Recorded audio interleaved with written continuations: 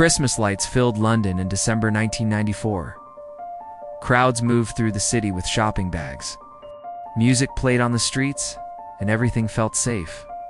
In Covent Garden, families laughed, performers entertained, and Santa Claus figures blended into the holiday joy. It was a place of celebration, not fear. But in the middle of the Christmas rush, something went terribly wrong. What began as an ordinary festive evening ended in silence, shock, and a memory that would never leave the city. This is the story of the night Christmas broke in London. Welcome to our channel Crime Loom, the place where true crime stories come alive. December 1994 came to London quietly, with cold air and soft lights glowing across the city. Shop windows were full of decorations. Streets smelled of roasted chestnuts and winter rain. People walked faster than usual, carrying bags and wrapping paper, thinking about gifts, family dinners, and time off work. Christmas made the city feel warmer, even in the cold. In Covent Garden, the season felt especially alive. The square was crowded every day. Tourists stopped to watch street performers. Families stood together, listening to music and laughing. Coins dropped into open cases. Cameras flashed. It was one of those places where people felt safe without thinking about it. Among the performers that winter was a man dressed as Santa Claus. He wore the red suit and white beard that everyone recognized. Children pointed at him. Some smiled. Some waved. Parents took photos. Santa belonged there. No one questioned why he was in the square. During Christmas, seeing Santa in public felt normal. As the day moved into evening, the crowd grew thicker. The lights above the square glowed brighter. Christmas songs mixed with voices and footsteps. The Santa figure moved through the space slowly, sometimes stopping, sometimes standing still. He blended into the holiday scene like part of the decoration. Then something changed. A few people noticed Santa lying on the ground. At first, it did not seem strange. Street performers often rested. Some performers pretended to be statues and stayed still for long periods. People stepped around him without stopping. A couple of people laughed softly. Someone joked that Santa must be tired. Time passed. Santa did not move. A woman stopped and looked closer. Something felt wrong. His body did not look relaxed. The way people were stepping back did not feel playful anymore. The music still played, but it sounded distant now. A quiet space began to form around the man in red. Someone screamed. The sound cut through the square. People turned all at once. Faces changed. Smiles disappeared. The red Santa suit looked darker in places, not because of shadow, but because of blood. Santa had been stabbed. The joy of Christmas vanished in seconds. Parents grabbed their children and pulled them close. Some people covered their mouths. Others turned away, unable to look. The square that had felt warm and safe moments earlier now felt cold and frightening. Panic spread quickly. People stepped back in all directions. The music stopped. Street performers packed up their instruments without speaking. The sound of sirens grew louder as police cars arrived. Blue lights flashed across the square, reflecting off Christmas decorations and old stone walls. Police officers pushed the crowd back and sealed off the area. Tape went up. Officers spoke firmly but calmly. The crowd stood in silence, unsure what to do next. At the center of it all lay the Santa costume. News spread across London that night. Radios interrupted Christmas songs with breaking reports. Televisions showed images of flashing lights and police tape. Newspapers prepared headlines for the morning. A man dressed as Santa had been killed during Christmas shopping hours, one of the busiest public spaces in the city. People were disturbed not only by the violence, but by what the costume represented. Santa was supposed to mean safety and kindness. Seeing that symbol broken made people uneasy. If something like this could happen here during Christmas, what place was truly safe? By the next morning, Covent Garden looked almost normal again. The lights were still hanging. Shops were open. Crowds returned slowly. But something invisible had changed. People who walked through the square felt it. Those who had been there the night before remembered the sudden silence, the fear, the shock. London had seen crime before, It was a large city with a long history. But this felt different. This felt personal. It had happened in daylight, among families, during a time meant for peace.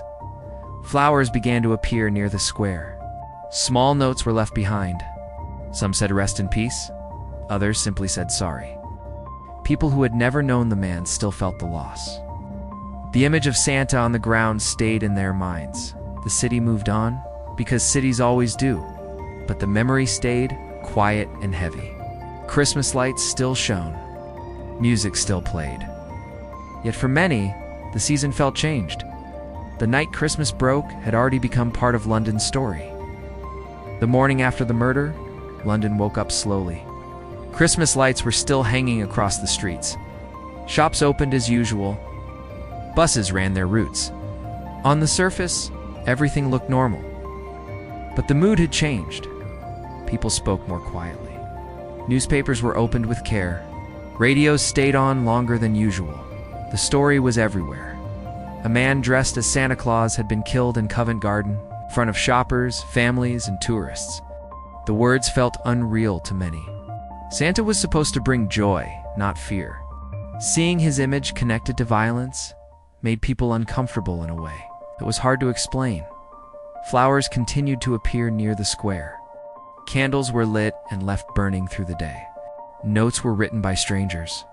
Some were short, some were emotional. Many simply said, "You didn't deserve this."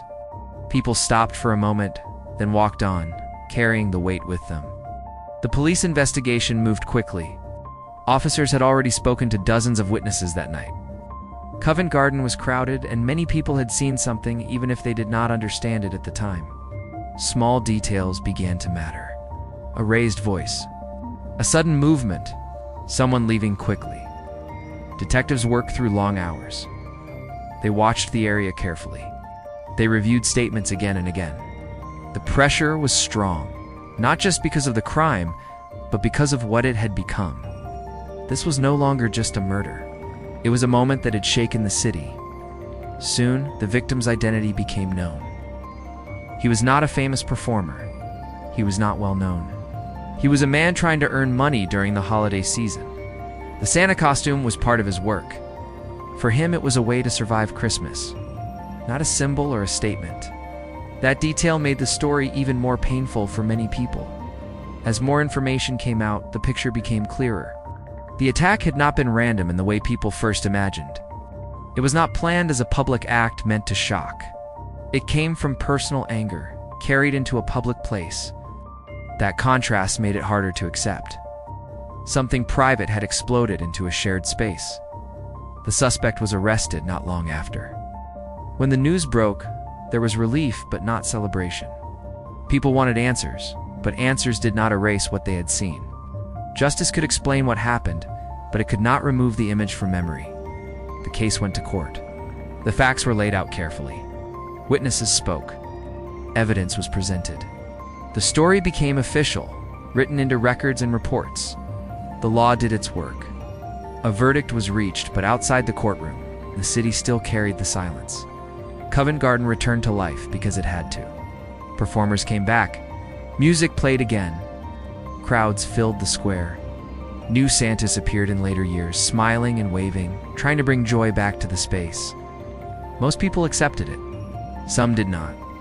Those who remembered 1994 felt something tighten in their chest when they saw the red suit again. Not fear exactly. Something quieter. A reminder, the murder became a reference point. It was mentioned in conversations about public safety, about how performers worked alone, about how quickly a normal day could change. It was not spoken about loudly. It did not need to be. The image spoke for itself. Years passed, new. Generations walked through Covent Garden without knowing what had happened there. To them, it was just another beautiful place in London. A place for photos and music and shopping. The city did not put up a sign. There was no marker. Life does not always leave reminders behind, but memory does. People who had been there that night never forgot the moment the music stopped. The moment laughter turned into screams. The moment Christmas joy vanished and something darker took its place. The story stayed alive not because it was unsolved, but because it was so clear. There was no mystery to hide behind, no unanswered questions to soften the truth. It was a reminder of how fragile normal life can be. Christmas returned every year. Lights were turned on again. Songs were replayed. Children laughed. Life moved forward, as it always does. But for some, the season was never quite the same. The Covent Garden Santa murder was remembered not for complexity, but for contrast. Joy and violence, light and silence. A symbol of kindness lying broken in a public square. London carried the memory quietly, adding it to its long history.